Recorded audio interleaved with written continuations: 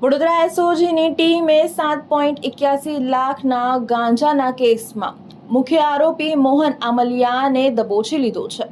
વડોદરા શહેર એસઓજી દ્વારા બાપોદ પોલીસ સ્ટેશનમાં નોંધાયેલા એનડીપીએસ કેસમાં તપાસ દરમિયાન મુખ્ય સપ્લાય સુધી પહોંચવામાં સફળતા મેળવી છે।